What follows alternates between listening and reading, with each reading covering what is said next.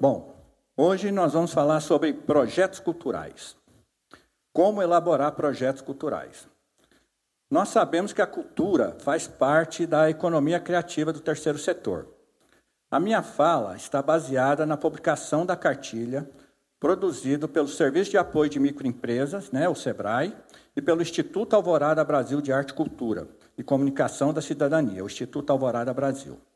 Meu nome é Júnior, eu sou produtor cultural do estado de Goiás, moro em Goiânia. Eu tenho a experiência de elaboração e aprovação nas 3 esferas de patrocínio, a federal, a estadual e a municipal. Centenas e centenas de projetos elaborados e aprovados e executados nessas 3 esferas. O objetivo dessa gravação é fornecer conhecimento para que os empreendedores que atuam na indústria criativa assimilem as várias dimensões dos projetos culturais incentivados e se habilitem para a disputa das fontes de financiamentos previstas nas leis de incentivo à cultura. É lastreado pelos mecanismos de renúncia fiscal. Destinamos esse vídeo aos produtores criativos, sobretudo aqueles que começaram a trilhar o caminho da elaboração de projetos culturais. Um norte que reúne as técnicas e procedimentos necessários para a disputa às fontes de financiamento disponíveis nos setores públicos e privados, para concorrer aos diversos mecanismos de apoio e de financiamento à produção cultural disponibilizados em nosso país. Você deverá apresentar o seu projeto cultural dentro dos formatos exigidos pelas diversas legislações de incentivo. Nesse sentido, quando dispomos de um projeto bem elaborado e sua aprovação pelas instituições de fomento e patrocínio torna-se bem mais fácil. Nosso propósito é que, após esse vídeo aqui apresentado, você se sinta apto a elaborar e executar o seu próprio projeto cultural. A duração é limitada. Um projeto necessariamente tem início, meio e fim. Isto é, não há projetos por tempo indeterminado, ilimitado ou inespecífico. Pode durar uma semana, um mês ou um ano, mas sempre chegará ao fim. Todo projeto tem como foco um objetivo específico, concreto e viável, que servirá de guia para a construção do conjunto de atividades e resultará no produto a ser gerado pelo projeto. Os recursos também são limitados. Os recursos humanos, financeiros e materiais de um projeto são limitados e deverão ser previamente definidos em função do tipo de projeto que será desenvolvido, das necessidades para a execução do projeto. Autonomia. Os projetos são independentes. Cada fase apoia-se anteriormente e, portanto, uma fase deverá ser bem construída para dar suporte necessário à etapa seguinte. Um projeto cultural possui como eixo central a cultura e as artes, quaisquer que sejam as linguagens artísticas, não necessariamente contempla retorno financeiro. O orçamento de um projeto normalmente não requer cálculos complexos e tem como resultado o desenvolvimento de um produto cultural, aí incluídos os serviços, as ações e os resultados culturais. O leque de produtos culturais que podem ser desenvolvidos é imenso. Edição de livros, produção de CD, pesquisas para publicação, restauração estrutural de um museu, produção de filme, organização de workshop, realização de exposições de arte, apresentação de peça teatral e a realização de festivais de música são alguns dos inúmeros exemplos do que se pode produzir. Portanto, não existe modelo único de projeto cultural. Este dependerá do produto, serviço ou bem a ser produzido, do tamanho e da complexidade, bem como do contexto em que está inserido. Um projeto deve ser sucinto, escrito com textos articulados e coerentes. Uma dica para vocês: quem avaliará o projeto, qualquer que seja, a finalidade dessa avaliação não será muito tempo disponível para tal tarefa.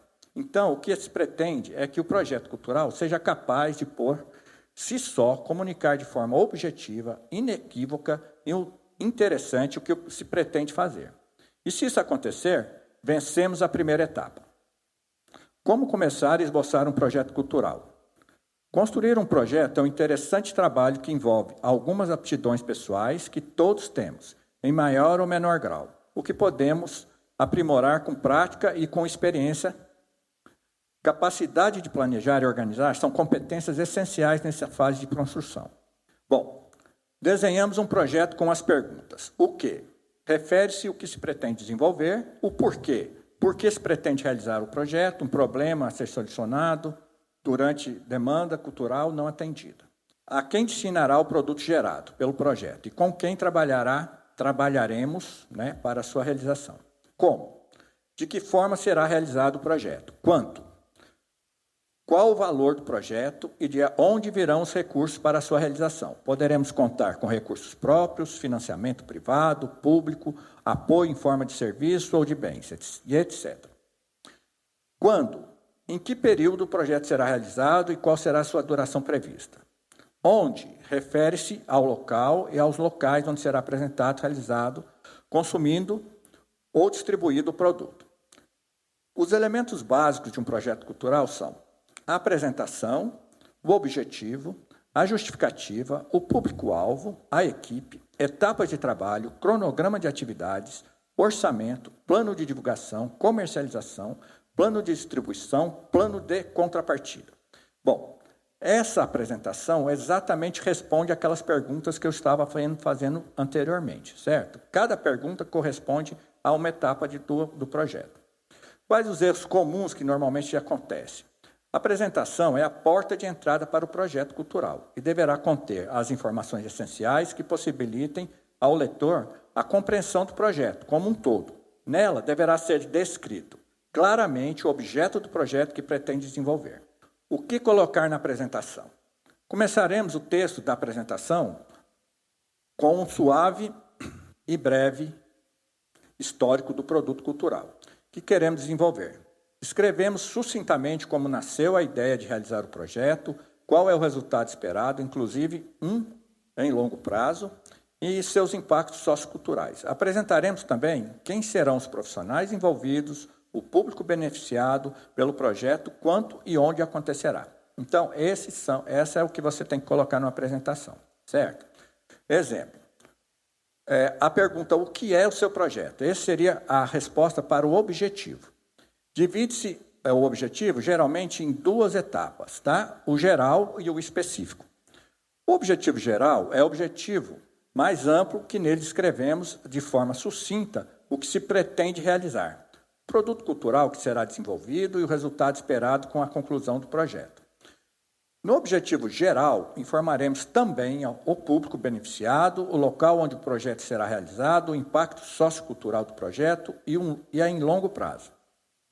Os específicos são menos abrangentes e correspondem às ações previstas nas quais contribuições para alcançarmos objetivos gerais.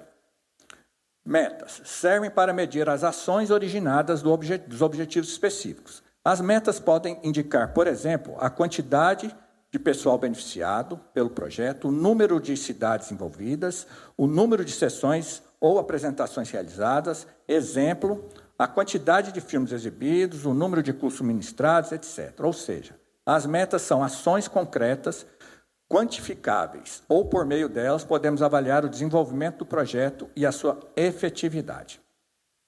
Damos como exemplo os objetivos específicos. Um festival de músicas podemos citar. Fazer um festival de música abrangente, inclusivo, dar oportunidades a novos artistas, divulgar a música nacional e regional de Goiás, desenvolver turisticamente a região. Quais seriam as metas disso?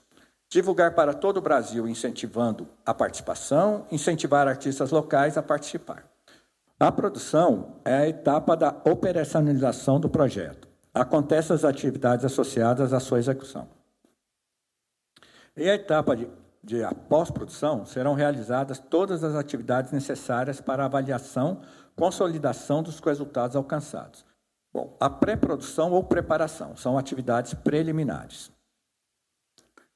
Produção ou execução são atividades diretamente associadas à confecção do produto cultural, como etapa de trabalho que norteiam a construção do orçamento e do cronograma de atividades do projeto cultural.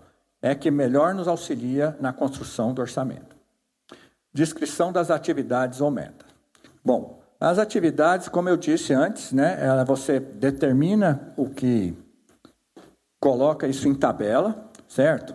E, normalmente, na pré-produção, eu vou dar um exemplo, por exemplo, curadoria de seleção de pré-candidatos para o festival da Matrinchã. Então, você coloca isso como um item, né? E os outros 2 itens você coloca a data de início, vamos dizer, 21/3/2018, e a data final, 21/4/2018. Então, você determina qual é a etapa dessa curadoria, né? E, por conta disso, você faz isso nas outras várias etapas, tanto na pré-produção, na produção e na pós-produção, tá certo? Bom, alguma das dicas é o seguinte, deverão ser realizadas para outras, as atividades deverão ser realizadas para que outras aconteçam. Por exemplo, a criação da identidade visual do projeto precede a confecção do material gráfico de divulgação. Entretanto, algumas atividades poderão coincidir no tempo independente da etapa e que estejam associadas. Por exemplo, a alocação dos equipamentos de som e luz, energia, poderá acontecer simultaneamente à criação da identidade visual, pois são atividades paralelas que não dependem uma da outra. Não há um modelo único para a construção das etapas de trabalho. Cada produtor deverá elaborar esse item da forma mais apropriada para comunicar a todos os interessados como pretende realizar o seu projeto. Porém, não podemos esquecer que, enquanto estruturamos adequadamente as etapas de trabalho, demonstramos nossa capacidade de planejar e conhecer o nosso próprio projeto cultural. Bom, a pergunta agora, quando? O que corresponde ao cronograma de atividades? O que seria um cronograma de atividades? Um projeto cultural tem prazo previsto para ser realizado. Essas atividades devem ser situadas ao longo desse período, para estruturar todas as atividades em uma sequência temporal. Lógica, utilizaremos o cronograma da atividade como ferramenta de planejamento, que deverá estar coerente com as etapas de trabalho apresentadas anteriormente. Portanto, o cronograma de atividades nos auxiliará a saber quando começa e termina cada etapa do projeto, identificar o período previsto para a realização de cada atividade, definir sequências das atividades, ou seja, quais são as primeiras atividades a serem realizadas, quais atividades acontecerão simultaneamente e quais serão pré-requisitos para outras aconteçam. Acompanhar e controlar o andamento das atividades no que diz respeito ao tempo, identificando possíveis atrasos e antecipações. Tomar decisões mais precisas para alcançar o resultado esperado dentro do prazo estabelecido inicialmente. Uma dica: o cronograma de atividades deverá ser estruturado em forma de tabela para que haja por parte do leitor uma rápida visualização e identificação das atividades por período de tempo. A unidade de medida de tempo poderá ser mês, quinzena, semana ou dia. Isso dependente de cada projeto. No entanto, ela deverá aparecer de forma uniformizada para facilitar a leitura do cronograma. Um cronograma mais detalhado poderá ainda apresentar o nome do responsável por cada atividade, bem como a quantidade de dias necessários para sua execução. Como devemos fazer um cronograma? Tenha em mãos uma lista com todas as atividades necessárias para que o projeto seja realizado. Se necessário, recorra às etapas de trabalho. Em seguida, defina o período previsto para a realização de cada atividade, pois dessa forma, saberá quanto tempo será necessário para a sua execução. Isso quer dizer que vou listar as atividades e estimar o seu tempo de duração. Você vai classificar as atividades de acordo com as etapas de realização do projeto cultural, isto é, pré-produção, produção ou execução, divulgação, comercialização, administração, acompanhamento do projeto.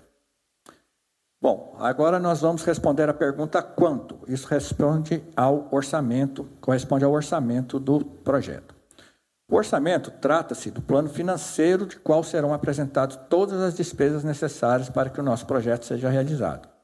O orçamento deverá ter uma estrutura lógica e ser coerente com as necessidades do projeto e com os valores de mercado, apesar de trabalharmos com uma estimativa orçamentária, sobretudo por causa da lacuna temporal, que normalmente existe entre a finalização do orçamento e o início da execução do projeto. Esse instrumento financeiro deverá ter a sua construção sempre apoiada em informações adequadas e valor reais do mercado cultural. Dica: o orçamento mal elaborado prejudicará as negociações com financiadores, parceiros ou ainda poderá comprometer a execução do projeto. O que entra no orçamento e como montar? Vamos listar todos os itens necessários para a realização do projeto. Faremos isso a partir das informações apresentadas nas etapas de trabalho e no cronograma para que possamos especificar as atividades que demandem recursos financeiros. Pensaremos nos profissionais e empresas que serão contratadas, na locação de bens, materiais de espaço, na confecção de material de divulgação, no transporte de pessoal, de equipamento e obras, na hospedagem, na alimentação. A partir dessa lista, solicitaremos a proposta financeira aos fornecedores e prestadores de serviços para o orçamento, os valores para cada rubrica. O importante lembrar que na fase de construção de orçamento, quanto mais envolvemos os profissionais que trabalham conosco no projeto, menor será o risco de considerarmos valores incertos. O maior será o grau de insegurança na execução do projeto. Entretanto, caso não seja possível obtermos todas as propostas, ou seja, não soubermos qual empresa ou profissional contrataremos para um determinado serviço, o ideal é lançarmos mão de uma boa pesquisa de preço e utilizarmos valores de mercado para compor esses itens de despesa. Uma vez pronta essa listagem, como seus respectivos valores, começaremos a trabalhar cada um dos itens de despesa, ou seja, as rubricas do orçamento apresentado. O que é uma rubrica? A gente usa uma planilha de orçamento da seguinte forma, com a descrição, que é o item de despesa, né, que seria a unidade medida do item de despesa, a quantidade, que é a quantidade de unidade que utilizaremos no item de despesa, a ocorrência, que é a quantidade de vezes que iremos precisar desse mesmo item de despesa. O valor unitário, que é o preço unitário do item de despesa, e o valor total. É o cálculo do valor unitário multiplicado pela quantidade de unidades e pelo número de ocorrência.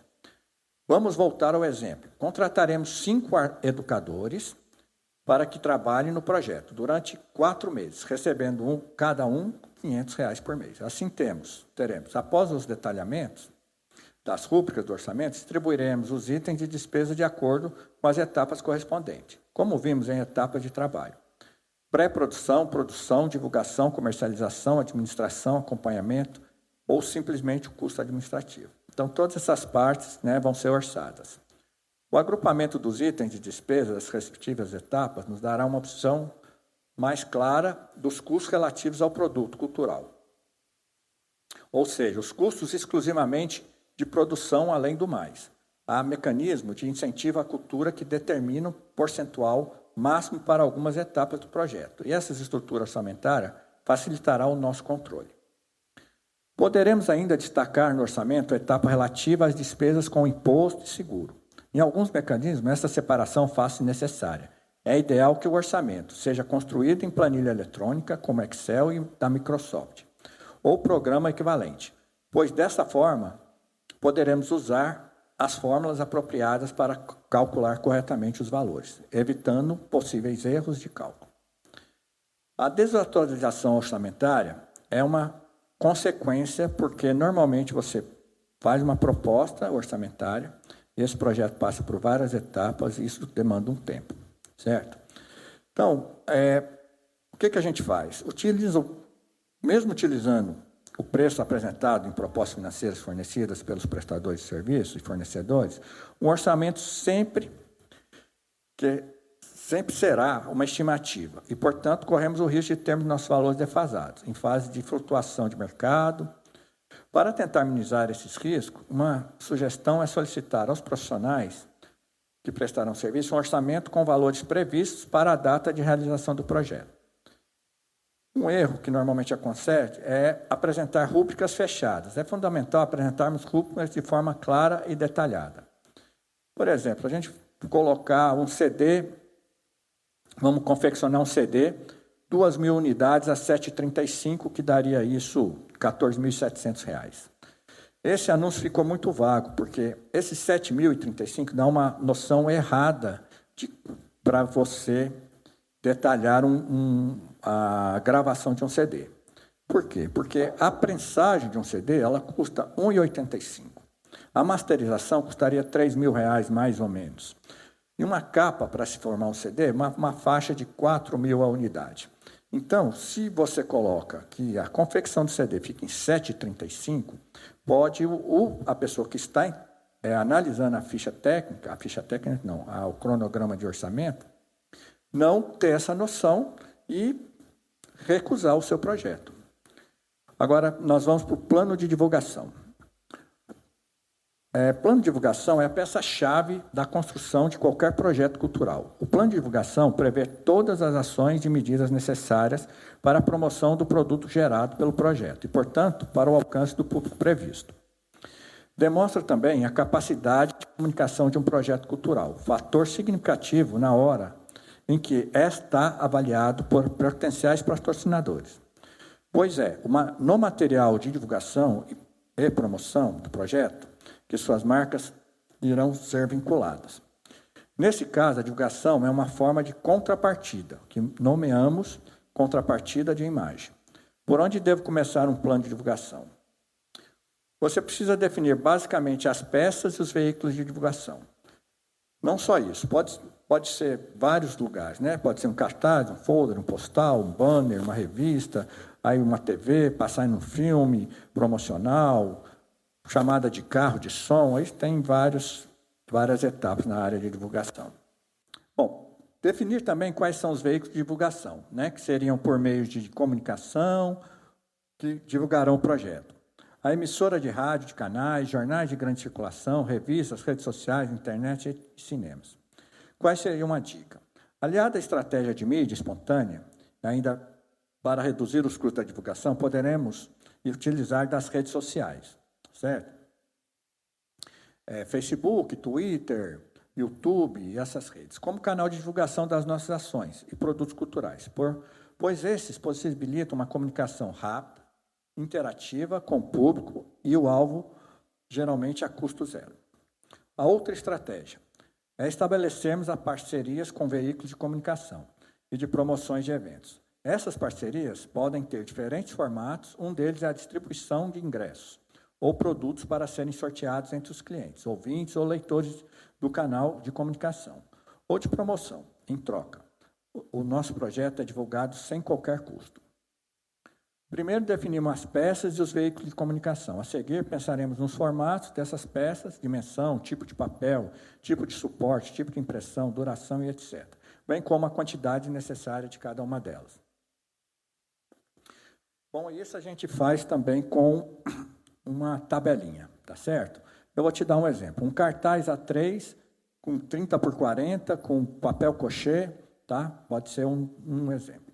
Bom, uma dica. Se você tiver dúvidas sobre a linguagem técnica utilizada pelas gráficas, peça ajuda ao design do projeto. Existem diferentes modelos de planos de divulgação. O importante é que seja construído de forma estruturada, objetiva e com informação suficiente para que possa ser desenvolvido e analisado. O plano de distribuição e comercialização. O plano de distribuição e comercialização de um projeto cultural é um item relativamente simples de ser construído, mas essencialmente para o entendimento do projeto. Esse plano, que iremos apresentar, todas as informações relativas à quantidade e ao preço do produto cultural, bem como a forma de distribuição prevista. Quantidade. Para o produto tangíveis, como CD, DVD, livros, catálogos, revistas, jornal, etc., indicaremos o número de exemplares que são produzidos. No caso de apresentarmos concertos, exposição, festivais, etc., informaremos o número de ingressos que serão disponibilizados. Caso o nosso produto seja workshop, oficinas, palestras, cursos, etc., apresentaremos o número de vagas disponível ao público e, no caso de eventos gratuitos, ou que acontecerão em espaços abertos de uso comum, poderemos indicar a capacidade do local e o público esperado. Bom, o preço. Se o produto cultural são destinados à venda, ainda que apenas uma parcela, há de se indicar o preço do produto percentual, que será comercializado, bem como a receita prevista. É importante ressaltar que, como política de democratização de acesso aos bens culturais, para aqueles projetos que solicitam financiamento via leis ou editais de fomento à cultura, os preços cobrados deverão ser acessíveis ao público em geral. Portanto, caso queiram submeter ao nosso projeto a leis ou editais de financiamento à cultura, é fundamental observar as particularidades relativas à distribuição e comercialização do produto de cada lei. Discriminamos as formas de distribuição, ou seja, gratuita ou comercial. Exemplo, 2.000 ingressos previstos para a temporada de apresentações teatrais. 25% serão destinados à distribuição gratuita, ou seja, total de 500 ingressos. Desses, 400 serão doados às instituições de ensino públicos da comunidade, ou para que sejam distribuídos às crianças, jovens e estudantes. Em relação aos ingressos destinados à venda, ou seja, 1.500, 40%, serão vendidos a preços populares, preços promocionais. A previsão de receita do projeto é de R$22 mil. Preço promocional, 800 ingressos, a R$10, e 8 mil daria 8 mil. Preço normal, 700 ingressos, a R$20, 14 mil. Então, 14 com de 8 daria 22 mil a renda total do projeto, certo? Na venda do produto. Quais as informações adicionais que a gente pode ter? Abordaremos agora itens complementares aos elementos básicos de um projeto. Caso o seu projeto seja submetido ao mecanismo de fomento à cultura, algum desses itens poderão ser de apresentação obrigatória. Democratização de acesso. Nesse item serão apresentadas as medidas e ações que tenham por objetivo democratizar o acesso aos bens e serviços culturais produzidos no nosso objeto.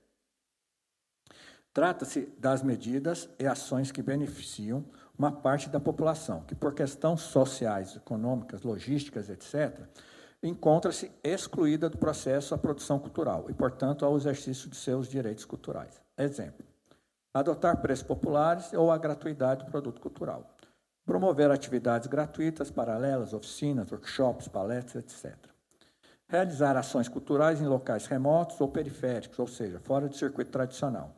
Disponibilizar gratuitamente transporte para levar o público menos favorecido economicamente ao local de realização do evento. Realizar doações de produtos culturais a instituições públicas, escolas públicas, bibliotecas, museus, equipamentos culturais, etc. A medida de proposta deverão ser efetivamente viáveis e pensadas de forma a não comprometer a sustentabilidade e o equilíbrio financeiro do projeto. Mas não esqueça de que algumas leis e editais de fomento à cultura exigem que o proponente ponha em prática medidas que democratizem o acesso dos cidadãos aos bens culturais gerados pelos produtos. Dentre as medidas de democratização de acesso ao produto cultural incentivado, as mais comuns são a gratuidade ou a prática de preços populares, mas, afinal, o que podemos considerar como preço popular? Alguns editais são claros e determinam o valor máximo que podemos cobrar por esses produtos, ou seja, no entanto, a maioria apenas menciona a exigência da prática de preços populares, sem qualquer valor de referência. Nesse caso, é importante termos em mente o que o preço a ser cobrado para o consumo do nosso produto. E esse preço deverá refletir o apoio financeiro recebido, pois praticar preço popular a um dos retornos sociais do nosso projeto pelo incentivo, recebemos para executá-lo. Não tendo valores de referência para preços populares, como devo agir? Neste caso, será importante usarmos nossa experiência e bom senso na definição dos preços que iremos cobrar. O objetivo do preço popular é simplesmente tornar o nosso produto acessível ao grande público e promover, assim, a democratização cultural. A acessibilidade é outro item que normalmente é pedido nos projetos. O que é acessibilidade? Ao construirmos um projeto cultural, é fundamental pensarmos quais medidas poderão ser propostas para ampliar e facilitar o acesso de pessoas com deficiência motora, visual, auditiva, intelectual ou mental ao produto cultural que iremos desenvolver. Ou seja, pensaremos no papel social que desempenhará o nosso projeto, as possibilidades, medidas e ações exclusivas para eles, que serão inúmeras. Caso ainda não tenha familiaridade com o tema, é hora de começar a pesquisar e conversar com outros produtores, pois a oferta de produtores culturais orientados a pessoas com deficiência, infelizmente, ainda é bastante pequena em nosso país. E nos preocupamos em adotar medidas que promovam a acessibilidade cultural. Estamos possibilitando que qualquer cidadão, independente da sua limitação, tenha acesso ao nosso produto cultural e assim exerça o seu direito à cultura. Exemplo de algumas acessibilidades. Disponibilização de formato alternativo de informação cultural. Autodescrição, braille, língua de sinais, etc. Mediação cultural desenvolvida especificamente para pessoas com limitação intelectual ou mental. Desenvolvimento de páginas de internet com curso de acessibilidade digital. Eliminação de barreiras físicas, colocação de rampas de acesso, portas amplas, elevadores, banheiros adaptados para pessoas em cadeiras de roda. Local reservado para cadeiras de rodas, etc. Bom, finalizamos o que eu tinha para explicar para vocês. Eu sei que foi uma palestra pesada, mas eu tinha que fazer isso numa única vez e estou tentando mostrar para vocês como é tão duro o trabalho de um produtor. Bom, então eu finalizo, espero ter passado um pouco do que é elaborar um projeto. Deixo o meu e-mail no bio para qualquer dúvidas ou troca de informações. Agradeço à Lei Aldir Blanc e à Prefeitura de Goiânia pela oportunidade de falar sobre um tema importante de fomento à cultura pelo poder público. Muito obrigado.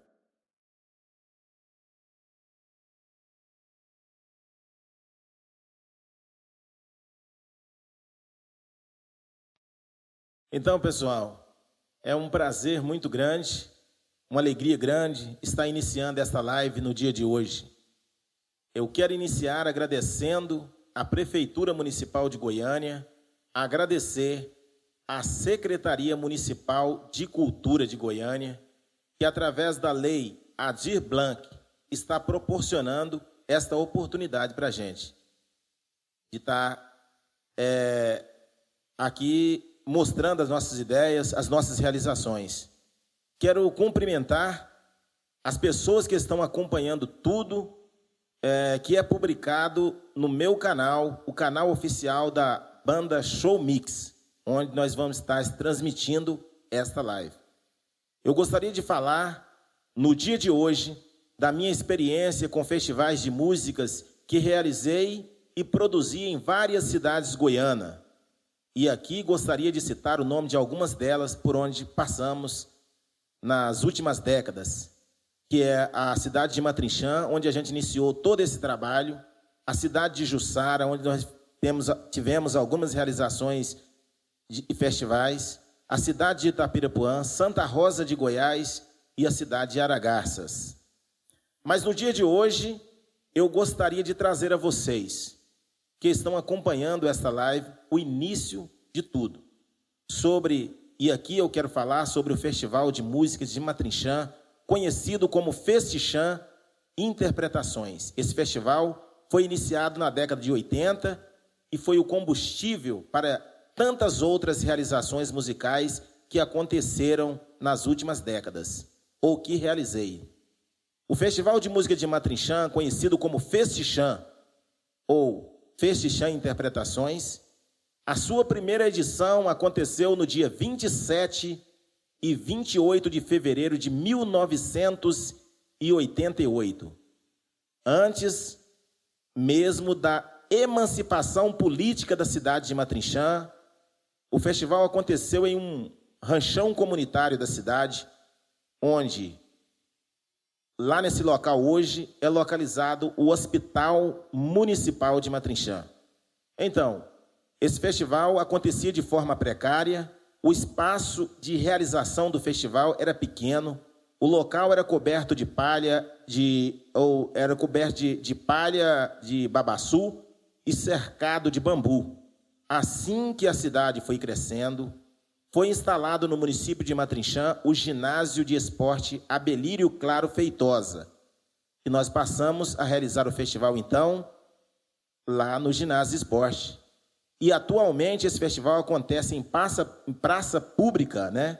E claro, acesso a todo o público da cidade e da região, atendendo a todas as classes sociais, a todas as faixas etárias. Mas antes, eu gostaria de continuar dizendo que eu era um jovem de formação muito simples, humilde, fui criado na fazenda, longe da cidade, e como acontecia naquela época, era comum acontecer festivais de músicas na região, influenciado por esses grandes festivais que aconteciam no Brasil e pelos festivais que existiam com frequência nas cidades vizinhas, como Itapirapuã, a cidade de Goiás, Vila Boas, Goiás Velho, né? Onde tive a oportunidade de participar desses festivais como intérprete. Nascia em mim, então, um desejo de levar o Festival de Música para a minha cidade natal. O festival ficou consolidado e o interesse do festival cresceu a cada dia mais. Hoje, o Festival de Música de Matrinchã, o Festichã Interpretações, é isso mesmo. É conhecido em todo o Centro-Oeste e em algumas outras regiões do Brasil. Em suas edições, nós temos artistas de vários estados brasileiros, como o estado de Goiás, o estado do Tocantins, tivemos participantes da Bahia, do Mato Grosso, do Distrito Federal, de São Paulo, entre outros estados. Claro, com predominância aos participantes de Goiânia, da microrregião do Rio Vermelho ou Vale do Araguaia, e mesmo da cidade de Matrinchã. Esse festival sempre foi promovido nas categorias profissionais e regional, ou melhor, profissional e regional. No caso, regional é a categoria regional contempla, né, os participantes da Bacia do Rio Vermelho e são oferecidos prêmios em premiação em dinheiro e troféus, considerando também que existia a categoria local, onde contemplava os artistas de Matrinchã. Além de exercer um grande papel irradiador cultural, o festival passou também a cumprir com o papel socioeconômico, proporcionando o aquecimento da economia local em razão do grande número de visitantes em Matrinchã, bem como a propagação das potencialidades turísticas do município. O município de Matrinchã é banhado pelo Rio Vermelho, com lindas praias e com uma quantidade estimada de peixe que cada vez atraem turistas de várias partes do estado e do Brasil para o município. Responsável pela chama viva da cultura, o Festichã, Festival de Músicas de Matrinchã, buscou muitas inovações e uma delas foram as homenagens a personalidades culturais do estado de Goiás, incluindo algumas homenagens a pessoas pelo brilhante e relevante trabalhos culturais prestado ao Brasil, ao estado. E aqui a gente cita alguns dos homenageados no Festichã, que marcaram presença para receber homenagens na cidade de Matrinchã, no palco do Festichã. Eu quero citar aqui o nome de alguns que foram uma homenagem póstuma ao cantor Leandro, da dupla Leandro e Leonardo, onde nós tivemos a presença dos familiares que receberam esta homenagem. Também eu gostaria de citar o nome do cantor Marcelo Barra, do escritor e compositor, historiador Bariane Hortêncio, também do compositor e cantor goiano Eustáquio Lima, que já fez música para vários artistas de grandes nomes do Brasil e foi grande sucesso com muitas músicas dele que conquistaram o cenário nacional, e também o publicitário Hamilton Carneiro, entre outras homenagens que foram prestadas no festival. Na condição de organizador e idealizador do Festival de Músicas de Matrinchã, vejo com muita preocupação o futuro dos festivais e outros eventos culturais devido à falta de apoio e de políticas públicas para o fortalecimento dessa atividade, principalmente no interior do estado, que carece de muito desses espaços, dessas manifestações, e então a gente se sente preocupado com essa situação, considerando que os frutos colhidos desse festival são enormes.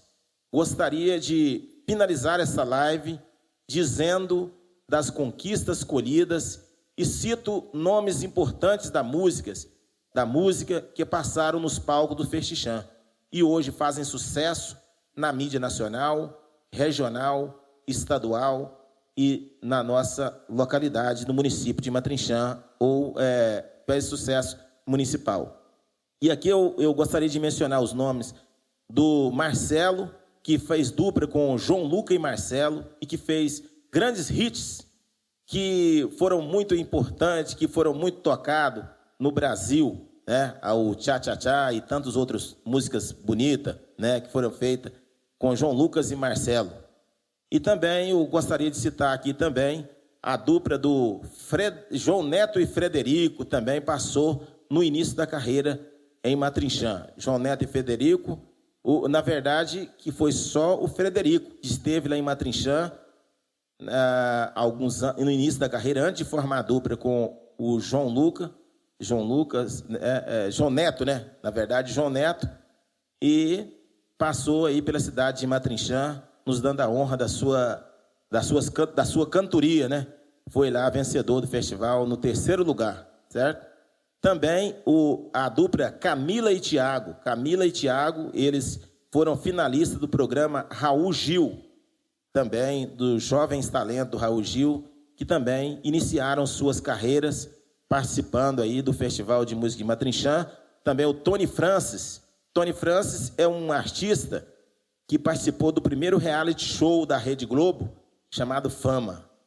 Também o cantor de Matrinchã, que também participou, foi descoberto lá em Matrinchã, né, que é o Newton Ramalho, que participou do programa Máquina da Fama, apresentado lá pela Patrícia Bravanel no SBT. Esses foram apenas alguns nomes que a gente gostaria de citar, nomes importantes que obtiveram êxito na carreira musical, graças à existência do Festival de Música de Matrinchã, que buscou a revelação desses talentos.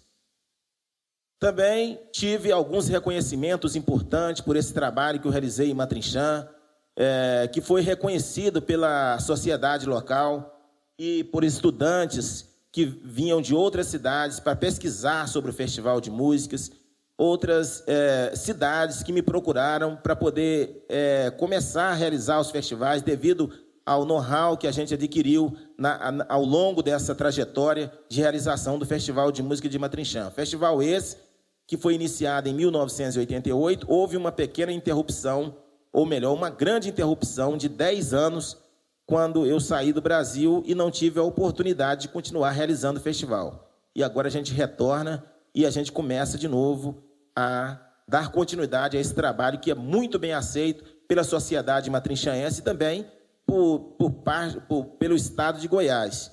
Então, a gente acabou tendo esse reconhecimento importante da cidade de Matrinchã e até mesmo do estado de Goiás por esse trabalho realizado. E aqui eu gostaria de citar aqui o diploma de mérito cultural conferido pelo Conselho Estadual de Cultura do estado de Goiás, que foi conferido a mim no ano de 2001 e no ano de 2003. Também recebi o título de destaque cultural conferido lá pela Câmara Municipal de Matrinchã, que foi uma propositura do vereador Arlen Domingo da Paz, conhecido como Bigo Lixo, né, que conferiu lá esse título de destaque cultural para mim, junto à Câmara Municipal de Matrinchã.